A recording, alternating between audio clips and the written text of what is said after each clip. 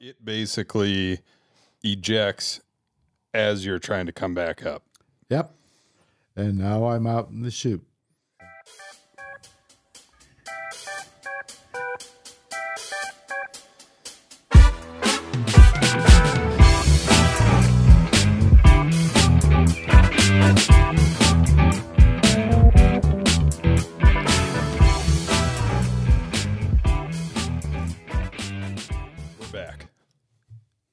You have been launched out of the airplane. You don't know your back's hurting yet, or do you feel it already? I would imagine he felt it. I felt it going out. Okay. And so the way those ejection systems work is you guys aren't going right up together and coming down. You guys are getting launched in completely different directions out of safety. They don't want to tangle you up. Normally, it's kind of like that. As you're flying along and you've got a problem, the back seater goes out first, then the front seater goes out. We were going straight up. Yeah. Normally, you're going to end up roughly in the same spot, but this is not the case. As I went out first, and the airplane went up quite a bit, relatively speaking, until Zub went out. The first thing I was concerned about was Zub, and I saw where he was, and he was substantially higher than I was, and he had a good chute. The next thing I was worried about, I really felt my back. Mm-hmm. I looked down at my feet to make sure I could move my feet. You were not paralyzed. Exactly. So I thought, okay, I've got that. And to explain a little, it straight up broke your back on your way out. Well, compression fracture. When I don't try to church it down, Fred. You broke your back on the way out. Before I ejected, my height was 5'9.5", and they rounded it off to 5'10", so I was a 5'10" studly guy. I lost about an inch on my fucking ejection, and now I'm 5'8" and something, but now you're even more badass. And now I'm 5'8", and so war wounds, wounds, yeah. So now I'm in this chute. My feet work. I know Zub's okay. But when I did look at my feet, there's a bunch of trees coming up at me pretty fast. So I'm heading for these trees. Because when you guys went out, what are you saying you're at? You were at above 1,500. How far you're above still ground? Going down at this point, and then it hits its... I went out at a couple thousand feet, and Zub's substantially up. So I'm coming down into, and it's a jungle, I'm coming down into these trees, and I've been through survival training over here at Spokane, Washington at Fairchild Air Force Base. Yeah. And learned all this. So I know that I'm going to go into that. So I'm supposed to look up, cover my face, and go crashing into these trees. Well, that's exactly what I did. Right. And so now I'm hung up in a tree. And I thought, oh, God, this tree is going to be a couple 100 feet high. I've got a tree lowering device that I can hook onto a tree and lower myself down. And I'm going through all this stuff, really nervous about how this is all going to happen. And I look down, and my feet are about 6 inches off the ground. So I know I've bounced off the ground. And right. So you're going, whoa, okay, I don't have to do that part. These trees weren't as big as I thought they were, so I just released my parachute and dropped to the ground. And I thought, wow, no, okay. And I've got a seat pack that's got a few things in it. And I've got some water things in my G suit. So when you eject, again, for the layman person like me, when you eject, your seat comes out, and so you got some survival stuff that comes out on your seat, right? That's right. There's a box down right below your seat, and it has some stuff in it, survival stuff. Okay. And I've got So it's not like it ejects you out in no your flight suit and that's it. You're strapped to this Okay, seat the I whole gotcha. way, Yeah. and hooked on there. You should have worn your party suit for this mission. Yeah. Oh, yeah. I would have. That would have been a bad idea. Yeah. With my gold one. So, but what I did, I had seen a movie. I won't pound, but I'd seen a movie at survival training over at Fairchild about a guy that shot down over North Vietnam and how he did everything wrong. And then it took the same guy and he went through a process of doing things right. And one of the things under the doing things right, he walked over to a stump, sat down on the stump and got a little bit of a plan. And I remembered that and I thought, well, shit, there's a stump. So I walked over and sat on the fucking stump. Like, things are starting to go my way. Yeah. I've seen this video. I can get out of this. Things are lining up. You know, probably by sunset, I'll be back in Ubon having a steak. Yeah. And I sat on the stump and I said out loud, no shit, Fred, you're here. Jesus. Wow. So I looked around and I thought, oh, okay. And I took out my water, took a drink of water, and says, okay, what are some things I need to do real quick?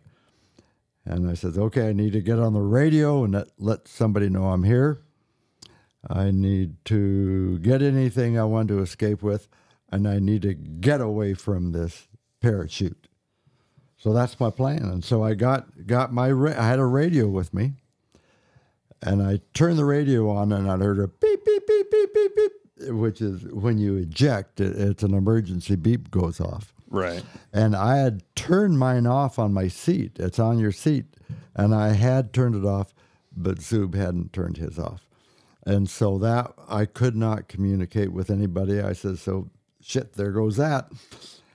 Sorry, once you hit ground, are you looking up and seeing where's Zoom? All I could You couldn't see shit. No. Okay. And as a matter of fact, when I'm coming down, there's a small lower ridge, and off to the right where Zub's heading, it's a high ridge. Okay. And he's real high, heading toward that ridge, and I'm heading to the one down here. Right. And so I know we're not going to get anywhere close to each other. And so I grabbed water. I knew any kind of water I wanted. I didn't have any kind of food, but I got all the water out that I could see and some I had with me. And I had maps, and I knew right where I was. So Zub's that way, and there's a little bit of a hill to the left.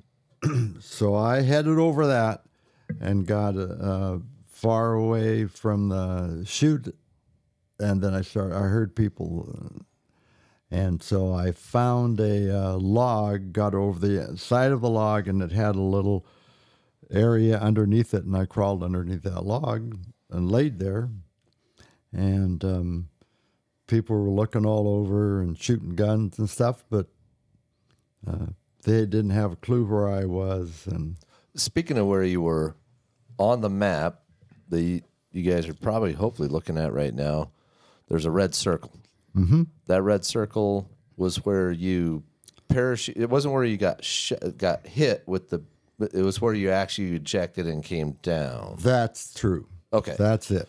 So you and Zub are somewhere right around that red circle. That's right. Okay, we're in that area. And Zub is to the south. I'm a little bit to the north. Okay. Okay.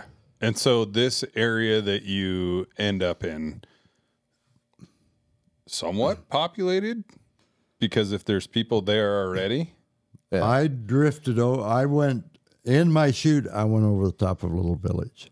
Oh, shit. There's a small village. And so you're going, these fuckers see me already. Couple hundred people. So you know that they saw where you're going. Yeah. Okay. Okay. I could tell they found my parachute because I knew where the parachute was, and there's a lot of people yelling and jabbering up there. So I was under the log there, and it kind of got dark. It was weird when I would kind of brush the dirt. It glowed. It was getting dark, and it glowed light of some kind. But so I can't believe it. Judy has so much trouble sleeping. I curled up under the log and slept. So I slept that night, and so up there on a hillside in North Vietnam. Those North Vietnamese were like, "Do you hear that?" This fucker snored. Does he have a deviated septum? Yeah, later on I do. The help of the North Vietnamese. Yeah, fuckers. So I slept and I woke up, and it was still. Oh, and in the dark, I knew I thought, well, I could travel, but nope. Fairchild, I taught me, in a strange area in a jungle, it's dangerous to head off in the dark. Sure. So I laid there and woke up. It was just real noisy. Light was just, sun was just almost ready to come up. Monkeys were chirping. Birds were making a lot of noise. Water's falling out of the trees. And I says, this is perfect time to move. And so I took a look at my map. I knew where I was. I had a compass. I knew which way I needed to go. I was due north of Haiphong Harbor, and I needed to head a little bit to the left of that and head for the ocean. So you're just trying to head towards water. Head towards water. Okay. And I had my LPUs, which you pop them and you float. Right. Yeah. So, yeah. And so that I had those under there, and I'm heading for the water. So I traveled quite a bit. I was traveling at a trot when I could move through there, and Because you got a broken back at this point, to be fair. that's the way it goes. Yeah. Yeah. That's part of the game. But you're still getting up and just going, fuck it, I'm going. Oh, yeah. I'm going as much as I can through there. And I go for a couple hours, and things are starting to get real quiet, and it's opening up in kind of a field kind of area, and I think, I got to slow down now. And it started getting real quiet. And I knew I was going to leave a track, but I thought and I wanted to go across this field, and I'm guessing, I couldn't guess the number of acres. I just remember it being a big field.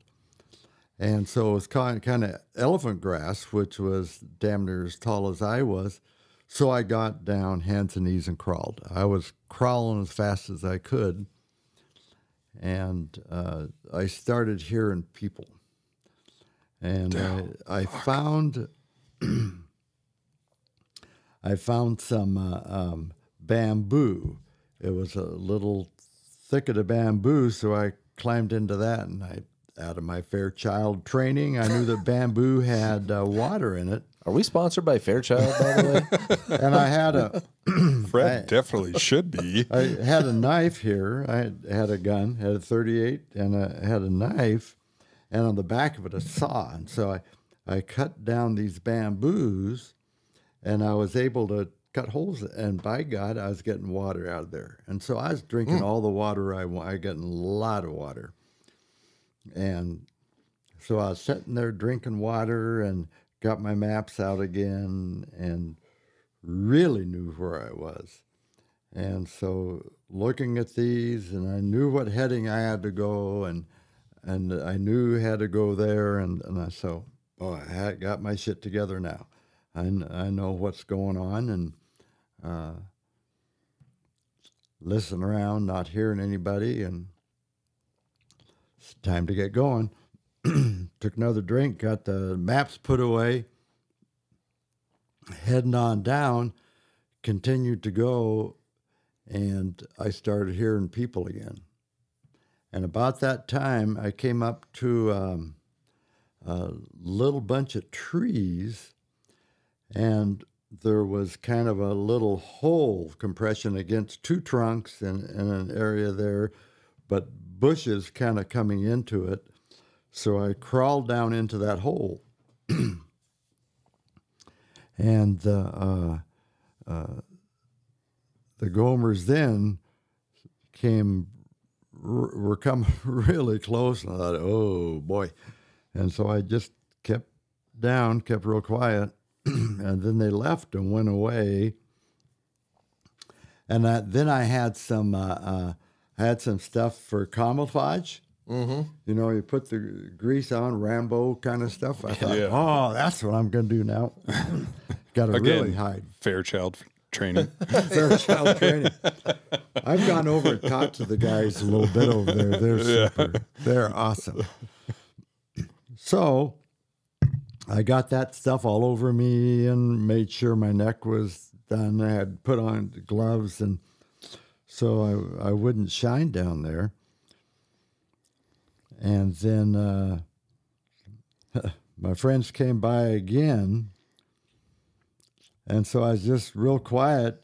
Friends is an odd word. They were moving the bushes. Yeah. And I felt this. This was the bushes, and the branches were going up and down. You know. Oh, fuck. I was laying there, and those things were moving on me. And so, and then they moved on. I thought, oh, whew. And then, down to the south of me, I could hear fighters coming in. And here comes the guerrilla coming in for that day for a target. I says, whoa. And I turned my radio on listening. I could not hear anything. And I was on the side of the little ridge. I was behind that. I knew Zub was on the other side of the other one. And the guerrilla package went in. They went in to hit a target. Then they came out, and the sound stopped. And with the sound stopping, that's meant they went into an orbit. And I thought, they're talking to Zub. Mm. They're talking to Zub. At this point, is Zub closer to the water than you? A little bit. Not that much. Yeah, he is. Okay. He's closer. He's got a broken arm. But they get a hold of him. And Zub's talking to him. I can't hear it, but Zub is talking to him. So they talked to Zub, see how he's doing. He says, I broke my arm. And they said, did you see... well, they aren't talking names. They say, you know, date 04 Alpha, date 04 Alpha. And he said, right, date 04 Alpha. And they says, did you see Bravo? Did you see Bravo? And he said, no. He said, did you see him eject? And he says, no. He said, did you see a shoot? And he said, no. And have you talked to him? And he said, no. So people assumed I was dead. Right. And so they were there for a while, and they said, Zub, we're going to come back up tonight for a SAR, try and pick up. And it was a SAR is? A search and rescue mission. Right. And is that they're bringing in choppers at that point? Choppers and everything and stuff to come in and get us. Right. And so I figured they're talking about a SAR. There could be a SAR from any time to 15 minutes. We could have somebody in here. So I'm getting pretty jacked. Yeah. Right. Well, they told Zub it was going to be that night. And so I'm laying there, and I haven't heard the guys real close, but I can hear people in the vicinity. Around you again is what you're getting. Yeah. And all of a sudden I hear a turboprop helicopter. our Jolly Greens, our turboprop helicopter, they're being run like by jet engines. Yeah. And as far as I knew, in the North Vietnamese air order battle, the airplanes they have, helicopters they have, that they did not have a turboprop helicopter. So I thought, aha, they're going to come in and get me. They're coming in to get me. That's them. And I pull out my radio, and I'm afraid to talk because there's bad guys around. Yeah. And we have chemicals that they can dump on the whole group of us and come in and sort us out and take the good guys and leave the rest of them. Yeah. And it doesn't kill them, it just knocks them out. So I'm going 3 seconds on and 3 seconds off on this, and I can hear this helicopter out, and and he's moving and he's tracking down. I thought, he's coming, and he came right over the top of me into a hover. Then he left. And I thought, what the fuck? And there he goes. Where were you on that one, dipshit? So he left. And I thought, what was that about? And then this little hole that I was in under that bush was kind of on a sloping hill. And after he was gone, I heard a lot of people. And they lined up along the top of that ridge line and went down, cutting everything in front of them. And so as he was over there, were you with your radio? As soon as you turned your radio on, you basically gave your location, right? I gave him my precise location. Okay. He narrowed it down there. Yeah. And so the first swipe, they came down and they were to the east of me, and I thought, oh shit. So I kind of looked around, and they'd just cut down everything in front of them. And so I thought, well, what I'm going to do is climb over there and get under the stuff they've done. And I started climbing, and I looked around, and there's guys on stumps with rifles looking, and you can see them from where you're at. I can see them where I'm, and I thought, fuck. I don't want to move. I'm going to go back in there. So I climbed back in, covered myself with bushes. I thought there was a pretty good chance they'd find me. I took my .38 out of the holster and buried that. I didn't want them to shoot with me with my own gun. Yeah. And I thought, Yeah. that's another thing. You talked about me going back and visiting there. I thought maybe I could find that fucking gun. Yeah, there you go. God, side story. I was saying, have you ever gone or thought about going back to the actual location? There's got to be pieces of the plane, whatever, laying around. Mm-hmm. Obviously, that's a lot of memories and shit. But man, to find your own gun back there, that'd be something else. Yeah. Sorry. Go ahead. Oh, so I just laid there, and they started getting closer and closer, and I had myself covered as much as I could, and they started cutting away the bushes right above me. I felt it again, and then all of a sudden they stopped, and you heard all this whispering back and forth, and somebody had a bolt-action gun, and I heard it go. And I thought, oh, fuck. Yeah. He's going to shoot me. Yeah. But I laid there. I didn't move. And all of a sudden, I just felt a tap on my shoulder. So I looked up, and this guy's standing there smiling, motioning me to get up. So I stood up. And then they started shooting guns, and people came running down. And they took off all my clothes except for my underwear and blindfolded me, tied hands behind my back, and away I went. So is this, looking back, is this most likely the village people? This isn't like their full army? No. Or is it? Very much village people. Okay. they actually treated me pretty nice. So they did have me stripped down.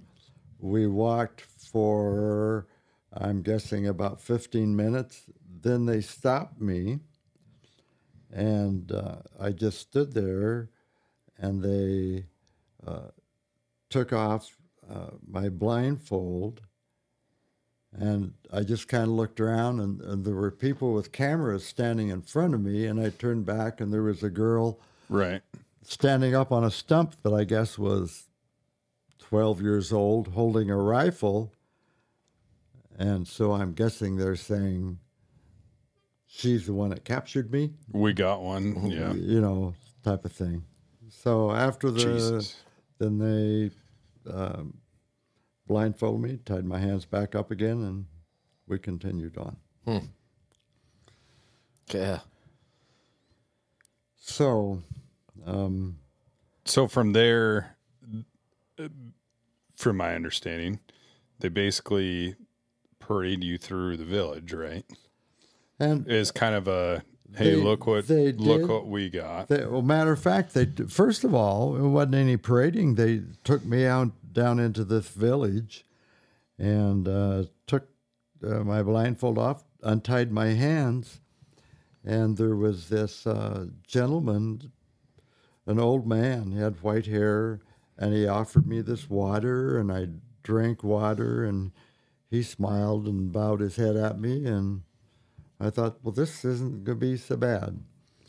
Right. And blindfolded again, hands tied, and they took me to some kind of vehicle. And then, like you just talked about, we were going through some village, and they were showing me off, but it wasn't bad. My back was hurting pretty bad. Yeah. I would imagine, yeah. Yeah. They got down to this certain village, and all of a sudden, because those people were all in kind of old pants and stuff, and then all of a sudden I saw military pants. And they started talking a little bit gruffer, and they had been so nice, and these guys weren't too bad, that when he was leading me into this particular building, and kind of pulling on my arm, I went, ow, oh, my hands were tied my back, and I kind of pointed with my thumb, and he touched it real gently and says, I says, yeah, And then, because I can't see, but it was like with a full fist, the full swing hit me right where my compression fracture was, and down I went. Yeah. Yeah. And then they took me into the building to parade people by, and the guy kept lifting my billfold. Billfold. Blindfold. No, that was what I would do. This is the military guy, now it's the military not the guy. village anymore. And these are actually, I think, like the National Guard, not the main military. Right. So this guy kept lifting my blindfold. Yeah. And I just looked down, just kept looking down. And finally I looked up, and when I looked up, he took full swing and hit me right in the face, and then things got pretty tough. Yeah. They loaded me into a Jeep, and we got stuck in a creek. And then I think this was the local people were throwing rocks at me, and they kind of hurt, rocks about the size of the top of this beer can. Then I started getting some rocks about the size of the whole beer can, and then I got hit in the head by about a 4-foot diameter rock. Jesus. And that just about took me out. 4-foot diameter rock? About 5 inches. Oh, I'm guessing, I was like, that's a boulder. No.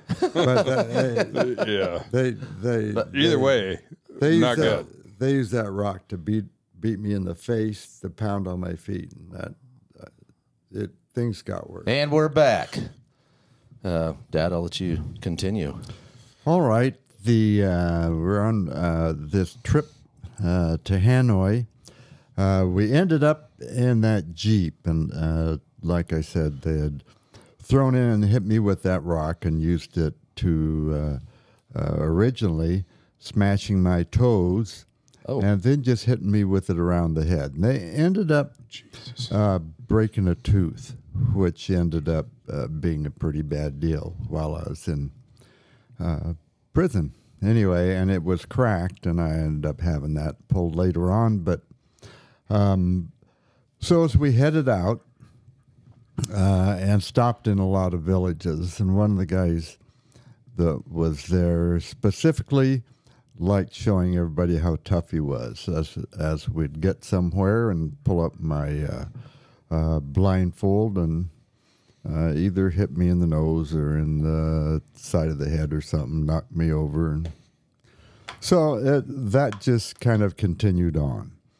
And that wasn't real bad, but it was. I've been in fights before and got hurt a bit, and that was hurting. And it as it got dark and we were getting into a large city, which ended up being Hanoi. So they transferred me from that Jeep into a van, and in the back of this van had a couple benches there, and I sat down on one. And, Still blindfolded? Still blindfolded with my hands tied behind my back. And I honestly can't remember. It was about 5 guys got in and really worked me over. A lot of beating in the head, knocking me down, stomping on my back, because as we went through this trip. Because the main guy knew because of where you pointed to begin with, right? Pointed that, and I didn't understand Vietnamese. Right. But they must have passed that on. Yeah. Because as guys got a hold of me, I was either getting slugged or... Yeah. So that, and then I was kind of rolled over, and they ended up stomping and kicking my stomach. I ended up having some ruptured stomach muscles with that, and so that was a really bad beating. And then they left, and I just fell over laying down on one of those benches in there. And then the door opened, and in came another guy they threw on the floor. Yeah. And I thought, I wonder if that's Zub. And they threw him in feet first and then closed the door. And they had told us, don't talk. Don't talk. So this guy knew English. And by the way, right now, through the entire trip, even during the beating, somebody was always speaking some kind of broken English to me, and with strong Vietnamese accents. And I always said, I don't understand. I don't understand. Right. And how long was this trip from village to Hanoi? It was, we arrived there in the dark. Well, I guess you wouldn't know how many. I'm guessing, let's say 10 o'clock at night, and I was captured at 2 in the afternoon. Oh. Yeah. Okay. So did you have an idea like that's the direction you were heading? Did you know I guess. where Hanoi and go, okay, I think this is where I'm going to end up? I thought so, just because I knew that we had a lot of POWs there. Right. And in particular, they took all the air crew there and kept that in a... But they ended up that I didn't know until later on that there were some other places around. But I was just assuming that I was heading for Hanoi. Yeah. Yeah. So you're in the van. The guy got thrown in there. So the guy got thrown in, and they said, don't talk, or we'll be back, and you'll get what you just got, or something like that. Yeah. And so this guy knew how to speak English pretty good, and I understood that, and by damn, I didn't want that kicking anymore.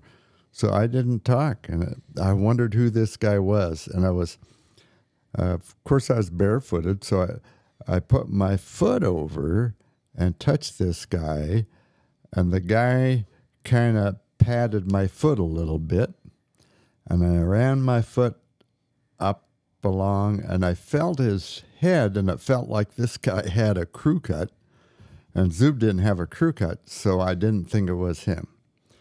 And then with this hand, I felt a two. What does two mean? Double tap. Mm-hmm. But I forgot that. And when I got together with Zub later, and he says, yeah, that was me. And I says, no shit, I didn't know it was you. He says, I tapped 2 times, meaning yes. Oh, remember before we flew? And I says, oh, yeah, shit, that's right, Zub. But I didn't realize it was him, but I knew it was a fellow POW. So with my foot, I was just rubbing it up along his neck and his cheek, just cuddling. I'm here. I'm here. You're here. You're not alone. Yeah. So we headed out and we started heading for the Hanoi Hilton, or we went a ways. I don't know how far or how long really, but we stopped and they took Zub out of the van and then took me on to Hanoi. And later on, I learned what Zub did. What they took him to the airport and got the guy that shot him down and sat them together and took photos. Oh. Yeah, so he did that. But he shot me down too, but he didn't care to have his picture taken with the navigator. So they hauled me on to the Hilton, walked me in, and just stood me in this room, and I was standing there. Not the same Hilton we're all used to. Yeah. Pretty fancy. But still had a blindfold on. Yeah. And just standing there, and a guy walks in just really good English, says, hello, Captain Fred McMurray. And I said, hello. And he says, now your name is Captain Fred McMurray. Is that true? And I said, yes. And he said, so that's your name and your rank is captain? And I said, yes. He says, what squadron are you in? And I told him. He says, what kind of airplane are you flying? And I told him. He says, so you are a navigator? And I said, yes. He says, who's your pilot? And I says, Captain Rudy Zuby Bueller. He says, what flight were you in? And I told him. And he says, who was in that flight? And I told him. And he walked away. And I thought, oh, shit. A guy just talked to me in good English, and I answered every fucking question he asked me. Right. And I thought, oh, God, no. And I just spilled my guts. And all this stuff really bothered me until the war was over and I was released. Because I gave him DC's name, and I gave him other guys in the flight's name.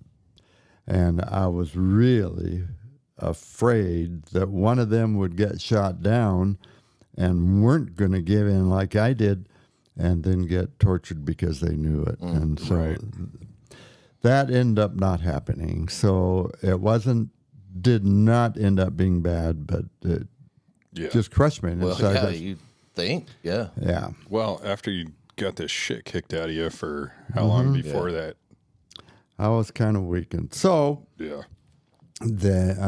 says, okay, I got to get my shit together real quick. Got to get my story real quick. Okay, I'm a Here, TDY, I'll explain what a TDY is to them if they want, and I'm in the his back seat, and I'll just continue telling them that, and that we're here TDY, and I'm just, that pilots just don't like navigators in the back seat anyway. They'd rather have a couple 100 pounds of gas. Yeah. These are fighter pilots, and they don't want backseaters. Right. And so I'm just a dumb guy, and I don't know what's going on.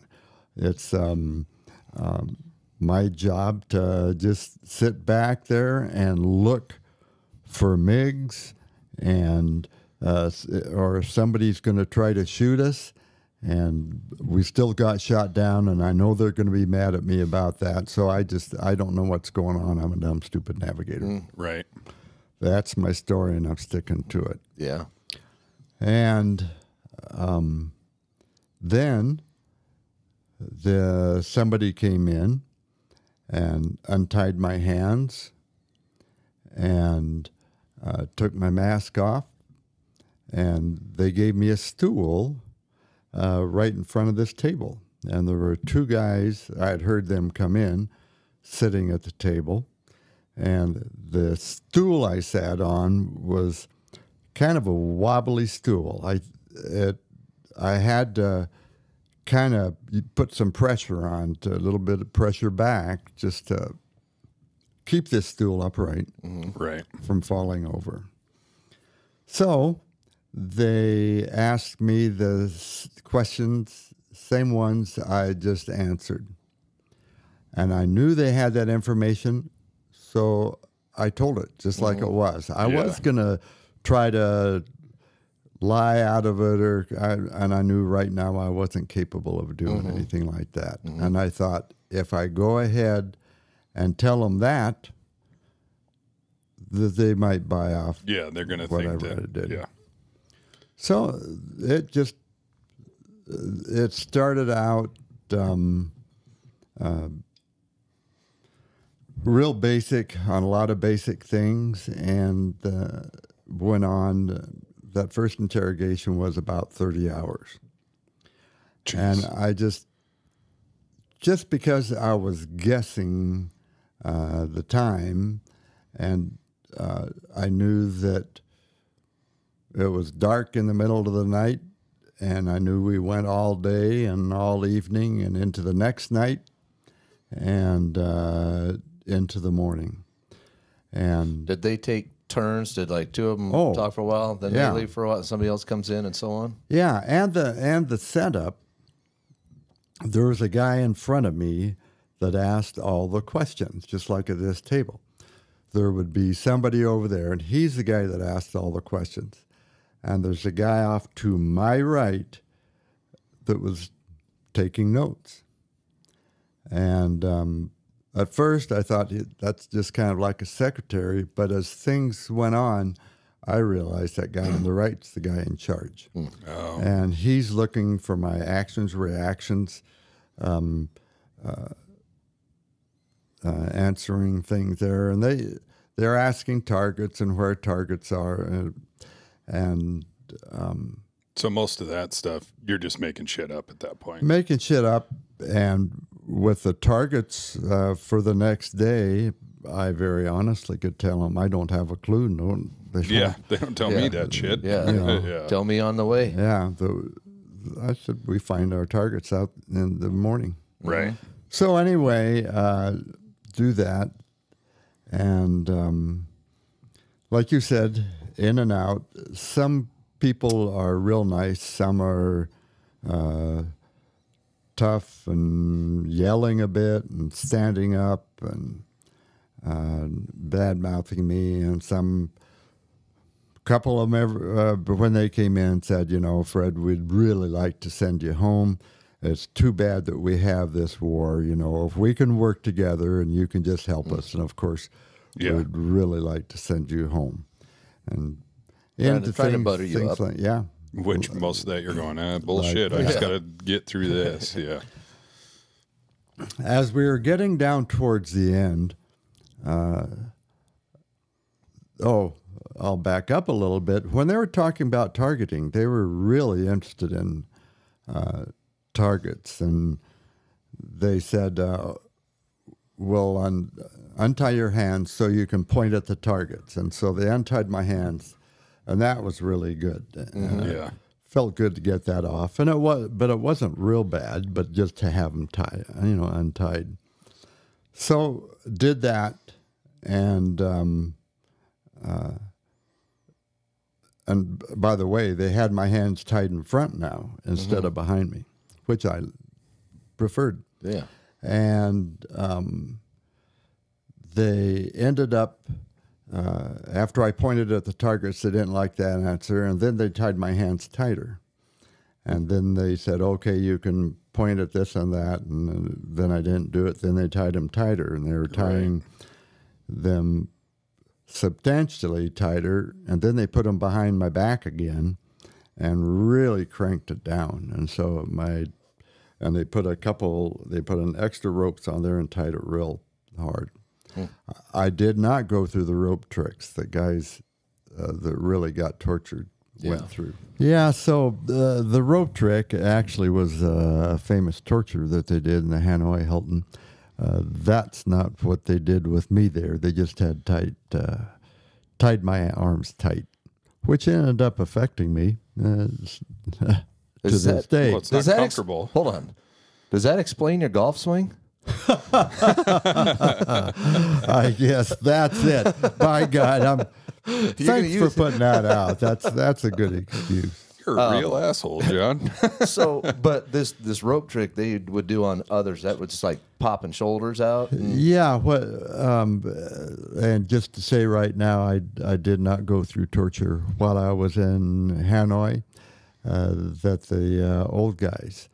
The Fogs and the fucking NGs right now. So we got the fucking new guys and the fucking old guys, the Fogs and the FNGs. And they pretty much kept us separate there. So us guys that were shot down at 72 didn't have to go through the torture like those guys did. And that rope trick, oh, geez. They'd have them down on their knees, ropes tied behind them, pulling the rope, their hands over in front of their head. So they rotated up this way over to the ground.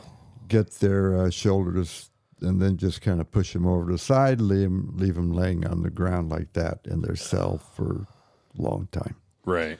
Anyway, I didn't have to go through that. But well, that's good. So then these guys, kind of get back to my interrogation there, went on quite a while, and we ended up, I think, like I said earlier, with about 30 hours. And as we're approaching that, and I was past 24 hours, I was getting really tired. And they were so interested, they were getting really interested in laser-guided weapons. And I was thoroughly checked out in laser-guided weapons. And so I had a lot of information for them. But I wasn't going to talk about it at all. Right. And like I said, this guy that was sitting off to my right, I knew that he was the boss. And this guy in front of me was asking these laser questions. And finally, the guy off to the right got up, pushed that guy out of his chair, and first just stood there saying, "Fred, I've been watching. You know about laser-guided weapons." Then he sat down in front of me and said, "Fred, we have shot down so many other United States air crews that we are too full here. We cannot fit you in. So what I would like to do is send you home, and I'm going to send you home right after you start explaining to us all you know about laser-guided weapons." And I says, "I don't know it." And he says, "Well, Fred, I've got a man behind you with a weapon, and he is now pointing it at your head. If you don't tell me, I'm going to tell him to shoot. So I think you should tell me about laser weapons." Right. And we just stared at each other in the eye, and I said, "Tell him to shoot." And he stared at me for a while, then he got up and left. God, that's crazy. So I knew I'd won. I really felt good. I felt kind of elated. I was kind of happy for a while, and I was just sitting there on the stool, and everybody's gone, and nobody's come back in. I thought, well, I wonder. So I got up and wandered over to a bed that was in the corner of the room and laid down on it. Felt pretty good, and fell asleep, and it wasn't that much longer that somebody came in and woke me up. They untied my hands, gave me that cup that I had, my little metal cup. We got to get that back on the next break. And in fact, How about right now? There you go. oh, there it is. So he gave me that and gave me a bowl of soup. I had that, and I was feeling good. Yeah. So, and I ended up staying there for the rest of the day. Nobody else came in. They let me sleep, and then from then on, for a while, I was having interrogations every day. The day after that, they moved me into a knobby room with knobby walls, and nicknamed the knobby room. Yeah. And there was a shit bucket in the corner of that room, which there was a big pile of shit behind it. Some guy had That's no missed good. it. And there was, ended up being a good friend of mine did that. A guy by the name of Rick Bates. And Rick Bates and I see each other on a regular basis, communicate a lot. Yeah. And but when we got together up there, months later than that, and we were talking about when we were there, and Rick says, "Oh, that was me." So anyway, we did that. So I spent a couple days in the knobby room, and then they moved me into a smaller cell, and this area was called New Guy Village. And so after about 3 days, it was one evening, they came and got me and told me to come out with them. And there was a trough, a water trough, and a mirror, and they gave me a razor and some soap, and then a bar of soap, and told me to take a bath. And I thought, wow! And they left, and there was a mirror there, and I look into this mirror. My nose was kind of swollen and bent. Yeah. They had beat on that, and I had blood all over my face. I had camouflage stuff, you know. Yeah, that's I still right. had that. I had that on there, and I thought, oh, God, you look bad, man. So At least I was looking tough. yeah. Yeah. And I had forgotten all about what I looked like. So Right. end up washing myself off, and I said take a bath. I didn't do that until a little while later. Yeah. But I did wash my face, and I did shave, and oh, man. And they had left me there, so I'm all alone. It's out in this courtyard, and there are some trees out there. It was green. It was a clear night. I could see stars. I literally said to myself, they can't know how good this feels. Right. Or they wouldn't let me do it. Yeah. But Yeah. in a little bit, gosh, they came and got me, took me back in, and I got a night's sleep. Spent a couple more nights in New Guy Village, and then they came and got me and moved me to another cell. And when I walked in that cell, I about shit. It was about 7 foot by 7 foot, and there were two 2.5-foot beds on either side of the room, not just bed. It weren't beds; they were just a slab of cement. And by then, they'd given me a little bamboo roll. It was it's hard to describe, little slats of bamboo that rolled up and you lay it out straight, and so that was your bed, and it made it so it was good, so you weren't actually sleeping right on Straight the cement. on this. Yeah. So it gave me that. I hadn't had clothes then. I had this cup, but they gave me a set of long clothes and a set of short clothes, and mine were gray, kind of gray and red stripe. And so I got that and settled into this little cell. I found out later on that these cells were called Heartbreak Village. And there was quite a few other cells there, right in this area. So I got into this. I didn't like it all.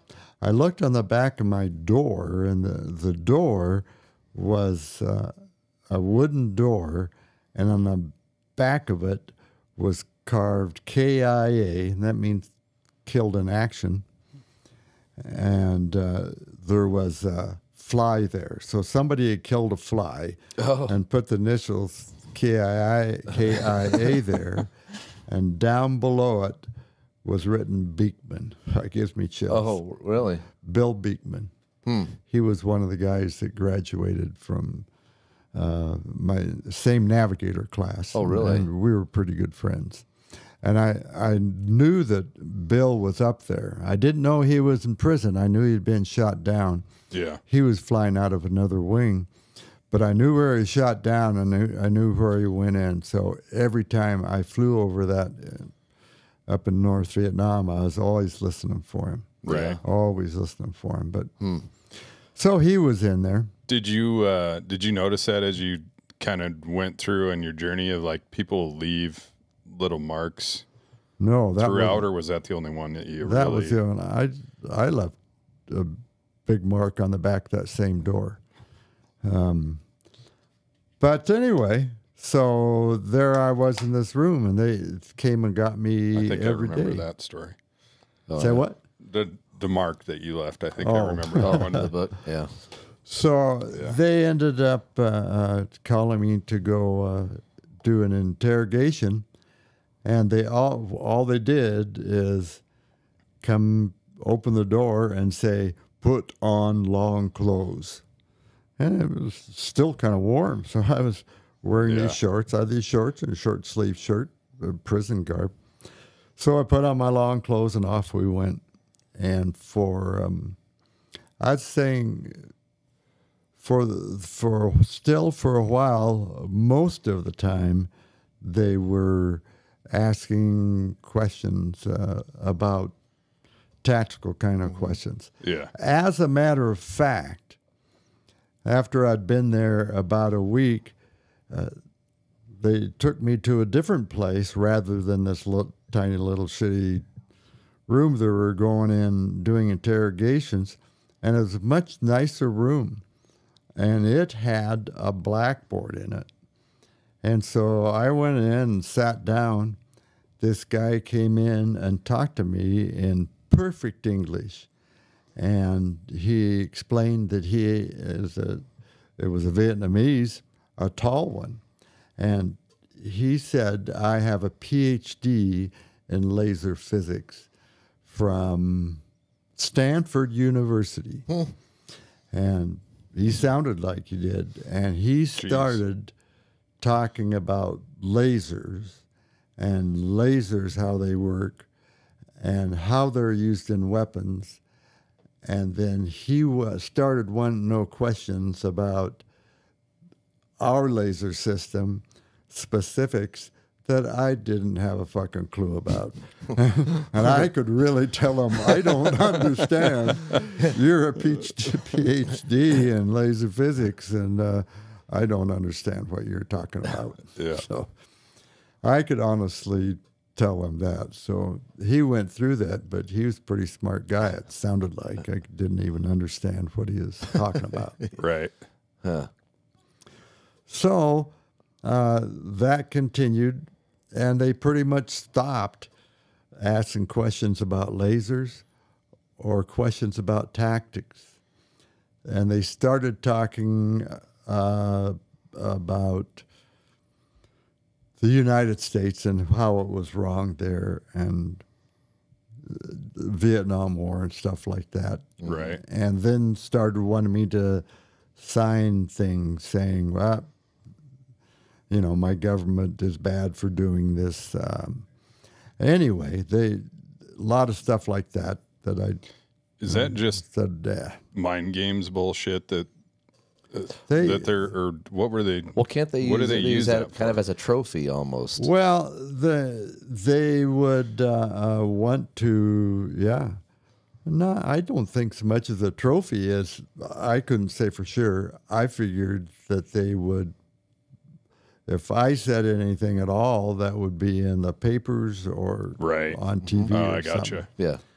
Because, yeah. That's what I mean. That's Like as, using a, that as for a trophy saying, publicity, hey, kind of. we've got Yeah. another person that's saying that they He disagree doesn't with agree us. with. Yeah, yeah. I gotcha. So that's what I think it would have been. Yeah. So we're about 2 weeks into solitary confinement now. And then I was just kind of one day, and they were usually taking me in about the same time, like in the afternoon or something. I was even considering going ahead and putting on my long clothes to go ahead and have another interrogation. I ended up not doing it, but they didn't show up. They showed up with my bowl of soup for dinner, and that was it. I thought, And the next day, the same thing. And then, as much as I didn't like it, I didn't like sitting in this 7x7 cell Right. all day long Yeah. and nothing to do, not even getting interrogated. you Yeah. know. Let me go talk to the laser guy. He was going to teach me Yeah, something. it's learning stuff. Yeah. So I really didn't like that. I did get some reading material. I got a magazine saying how great the Soviet Union is. And Oh, shit. That didn't age well. No. was talking about Soviet Union farming. But then they gave me a book. Oh, what was the guy's name?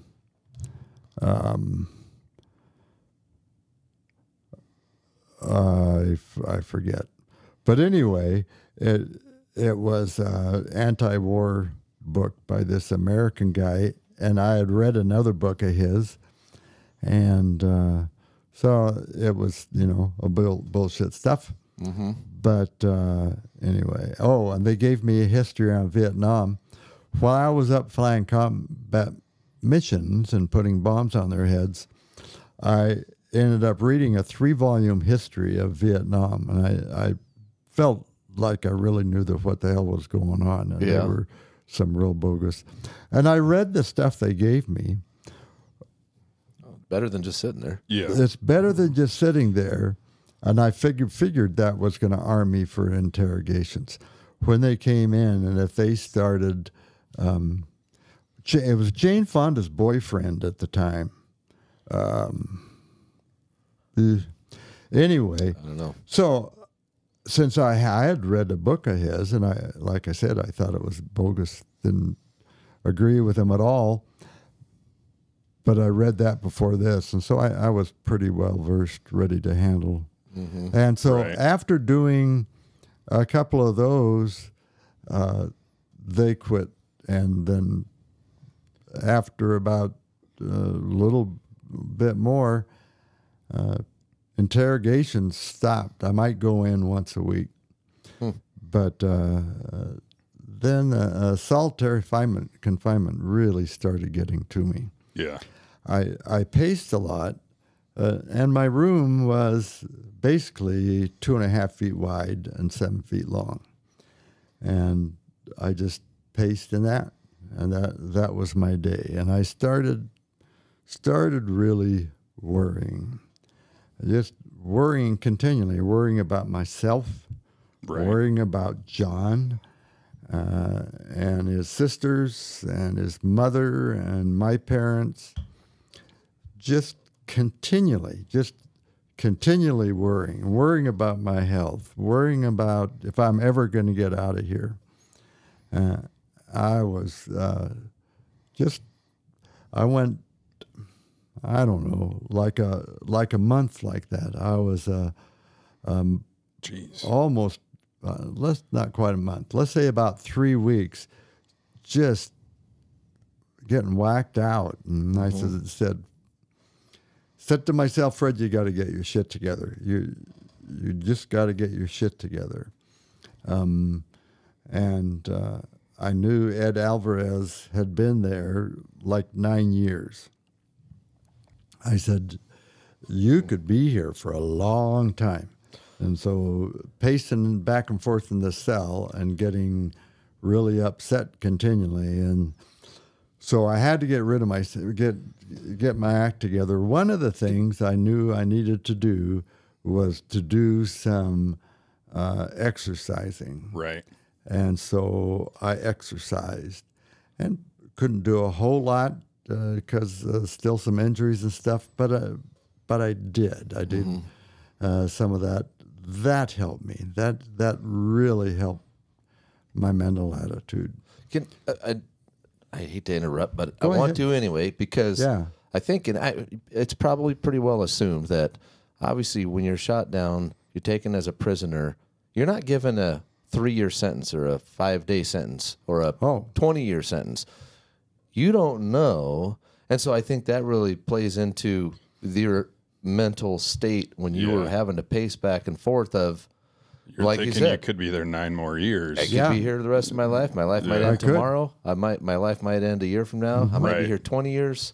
And so, So anyway, I think that when people ask, well, how long were you there? And somebody says a time frame, you're thinking, well, I could handle 3 years, or I could handle whatever. You don't Not know. when you have no clue when the end is. Anyway, sorry to interrupt, but I just... No, and that's an excellent point. The North Vietnamese had tortured guys to death, and our electronic warfare officers got shot down, taken prisoner. They've disappeared. Yeah. We don't know where they are to this day. They're assuming dead somewhere. And so, and I didn't know how things were going to be. So I had to take care of myself and get myself in order. Right. And I found myself kind of looking forward to something, and I'm looking forward to getting some lunch or some dinner. And then I thought, I'm looking forward to that. That makes me feel positive. So instead of worrying about Judy all day long, I am going to think about her after dinner, and I won't think about her any other part of the day. I'm going to think about John just after breakfast. I'm going to think about Christine and Lisa at different times. Right. Kind of plan your day out. Plan my day out, and I'm going to stick to this and do this for however long it takes. And I really found that helped, because most of the day I was feeling good. I was looking forward to something. Sure, yeah. And my attitude was, I really felt better. Yeah. I ended up, my little bit of exercise really ended up well. I ended up going to Mass every Sunday. And going to Mass meant that I put on my long clothes. I got my chalice here, my cup, and I said as many prayers out of Mass that I could remember. And I had my little Mass right there in my cell. And so just all those things were really working well. Then one night, I was just sitting in my cell, and up my wall, I had a sex show. I had a little gecko come in, and then another one came in, and they had sex right there in front of me. I thought, my God, I said, my prayers that I said on Sunday, that's me good. A little bit of porn here in my room. That was great. And then I thought, I've got to clean this room up. Well, especially after the sex show. Yeah. I've got a little broom there that I hadn't used. So I swept it out every day, and I had some wood. I had some bread, and a typical meal was a little piece of bread and some soup. And you're talking soup. Is it actual soup or is it just broth? No, we had pumpkin soup for a few weeks, and it had pumpkin. We had some potato soup for a while, and they just reheated it every day. They must have made 1,000-gallon thing. And then, so it was, soup. So it wasn't just broth. There was something. Yeah, there was something in it. All right. Yeah. So you had some bread. And had some bread, and I dropped some crumbs down there and swept them down. And I was sitting there, and this little pack rat stuck his nose in. And he took a little bit of that bread and left. Now, I need to digress a little bit, and because I like this story, but to say that early on, when I was in the other cells over in New Guy Village, I had a piece of bread one night, and I moved, and a great big damn rat, one of those great big gray brown Norwegian rats. And there was a little gap under my door, and he hauled my bread off and went under the door. And that's what you got woke up to.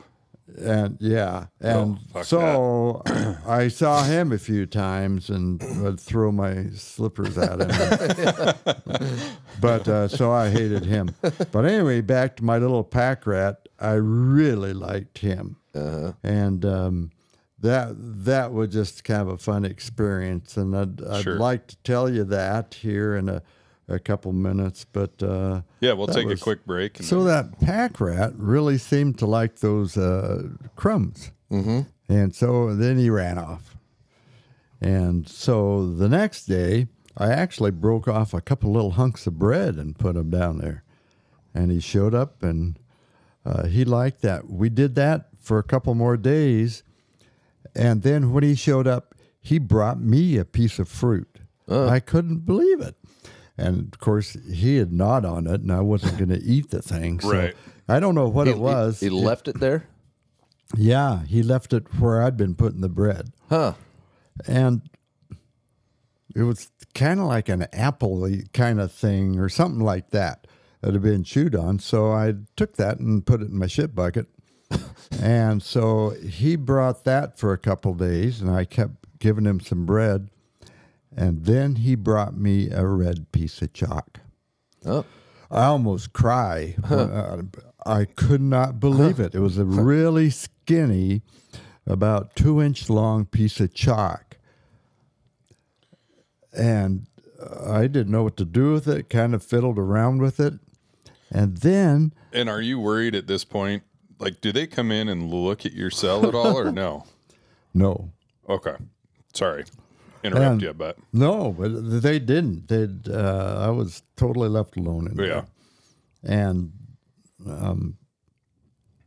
well, just to get into a daily. Let me finish the rat first. Yeah. No, I got you. So anyway, and then the next night he brought me a piece of white chalk.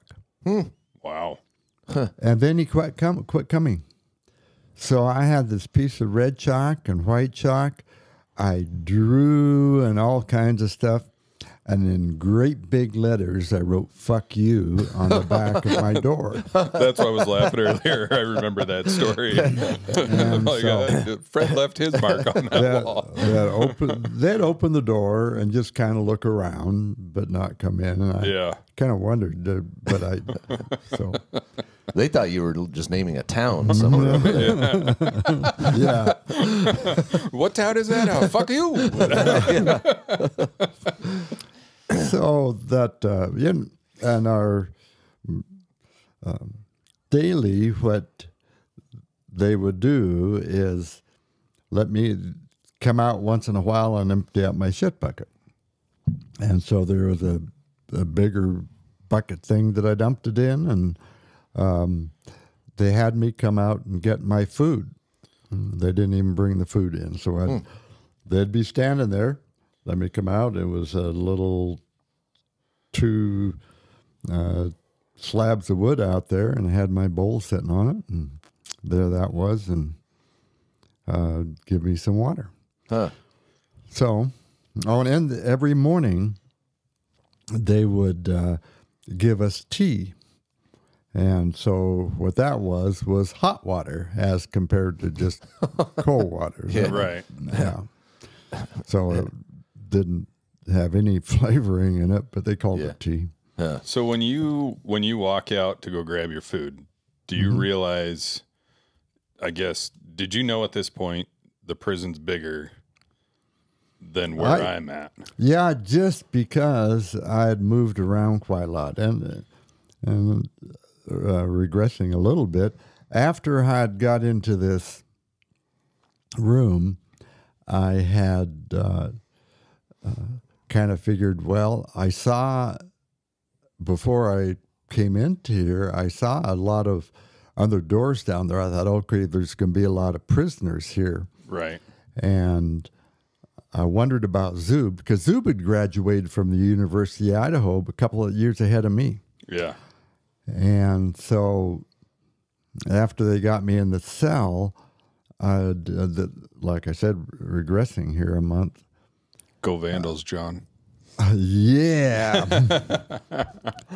I sang "Here We Have Idaho." Yeah. And no response to that. When you were in your In cell? your cell, yeah. In my cell. I sang that, and I listened and couldn't hear any movement, and so I said, "Hello, hello, hello." Yeah. Nobody. And then I started kind of knocking on my door, and nobody answered. And there ended up being nobody there. So, Yeah. but so anyway, and then I'm back post rat time now. I started. I thought about the tab code that they had talked to me about in survival school. I hadn't talked about Fairchild for a while, but Yep. Going back to our next sponsor, Fairchild. Yeah. they did teach the tab code. So it was different than SOS.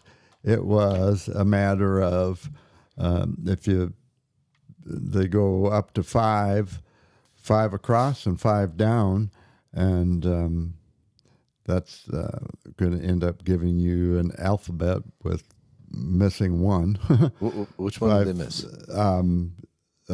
JK is 1. Okay. There's 1 in the same letter. So I started tapping a lot and just talking to myself and just sitting and tapping and coming up with different words and then trying to carry on conversation and trying to get to the point that I'd be able to communicate if we ever got to some people. And that ended up being good thing later on. So I continued to get healthier. And then one day I came up with, I just said, "Fred, you can handle this."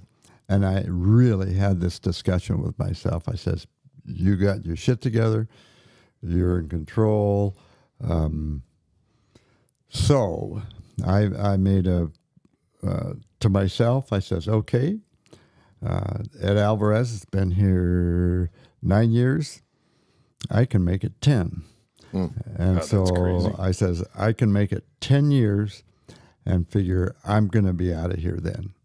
And if I get to 10 years and I don't make it, then I'll renegotiate. So, Yeah.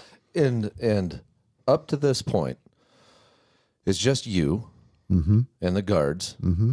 And so when you go out and get your food, you glance around trying to see if you can see any sign of anybody. Yeah, I particularly looked for other food. Is there food out Is here? there another tray or, Yeah. or another bowl, I There guess? was nobody. Yeah.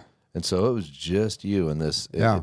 Is it a building where your cell is? I mean, I'm having a hard time picturing, like, if you go out of your cell, are there 10 more cells, but in this little area or building, Yes, there's nobody else? There are a lot more cells. I couldn't see them all. I didn't realize how big it was. It was pretty good size, and it wasn't that far away from where some other prisoners were, but you'd have to be yelling. Oh, yeah. And there are, in other cells, in other areas, there are windows, even if they're covered up by swinging boards and things like that. Oh, sure. Yeah. Heartbreak Hotel, there's nothing. Right. You're surrounded by cement. You got these 2 cement beds. Oh, at the bottom of each of these beds are leg irons. And I thought, I hope I don't get put in those. Yeah. Which I did not. And guys had been in the past. Jeez. But so nobody's around. And so I'd... So you made that pact with yourself. You're going to make it 10 years. And like you said, if it comes to the end, I can renegotiate, switch things up a little bit if I have to. And so you're mentally yeah. not set, but like you said, you're in control of yourself. Yeah.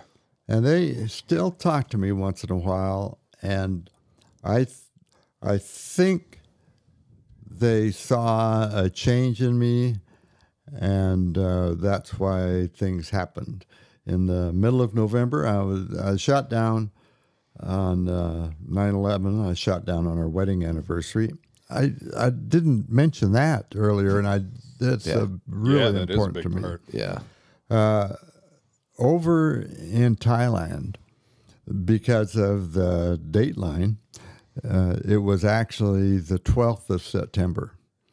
In Coeur d'Alene, Idaho, it was the 11th September.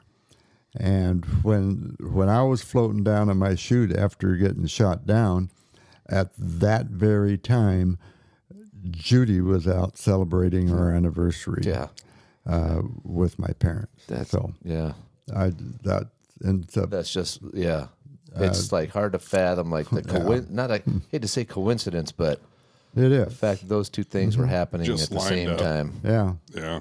And it ended up being 9/11, such a big day for this. For everybody else now. Yeah. So I was shot down then, and in the middle of November, so I'd been a prisoner for about 2 months. On the 14th of November, they came and said, put on long clothes. And I did, and headed down the hallway behind them. And we came to this door. They unlocked the door and opened it and said, go in. And I looked, and there was an American in prison clothes.